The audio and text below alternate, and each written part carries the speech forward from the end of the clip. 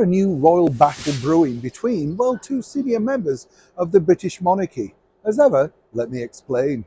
Hi, good morning, Neil Sean here in the very heart of London. Now today we're in a very historical place, although it doesn't look like it, I have to point that out. This is Ham Yard. It's all been redeveloped. It's in the very heart of Soho. And it's one of those places that comes with a very eerie past.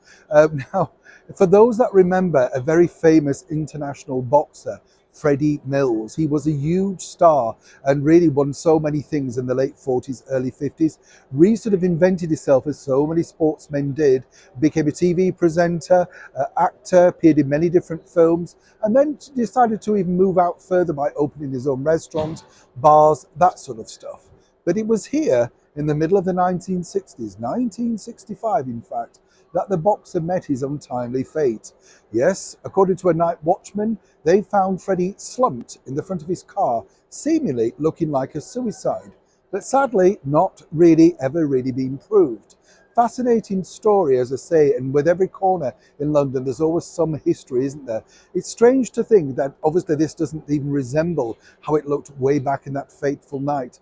Freddie lives on in so many ways. He's been an inspiration to so many boxers that I've met along the way.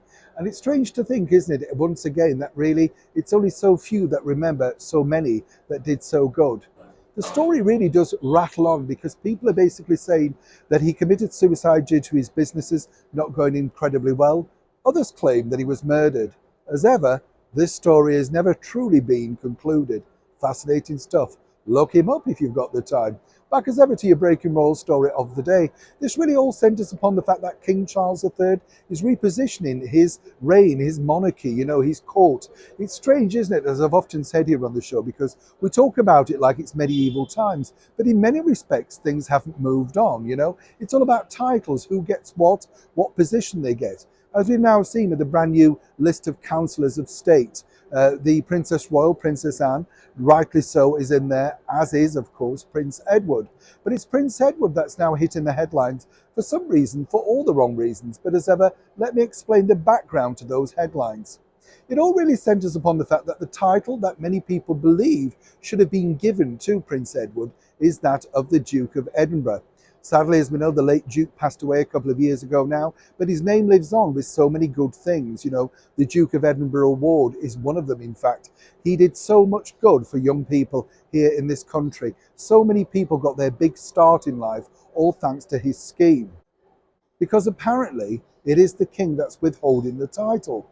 Well, we dug deep and I've spoken to someone very close, naturally, to the king, and here's really the situation. As he decides to slim down and move forward with his present court, he's yet to decide whether that particular title will be given to Prince Edward. It's not about being mean. You have to remember that this is an hereditary title that would be passed down to his son. And as Edward's always pointed out, he's never really been sure what his daughter and son wish to do moving forward. Do they want to have a royal-free life? Do they need, of course, that attachment to the British monarchy? But more importantly, you can understand Charles, because in this very difficult cost of living times, it has to be seen, how does it look, giving out titles that people will simply say are now costing the British taxpayer more, even though that's not the case. Have Edward and Charles fallen out? Seemingly not. No, they're still the best of friends. And as you can see, Edward has now taken upon the extra duties that the king has placed upon him, doing incredibly well alongside his wife Sophie, and they are going to be attending this year's Royal Variety Performance at the request of the king. So, you can hardly sort of realise or make these stories stick, particularly how the media do. Personally, I believe that the title will remain with the king. And then, of course, this could re-emerge again once the Prince of Wales, Prince William, ascends the throne. Whichever way it goes, there is no spat, whatever you read in the media. There's simply a change of direction. And more importantly, this is the court of King Charles III. As ever, when I know more, you'll know more. Neil Sean in the very heart of London.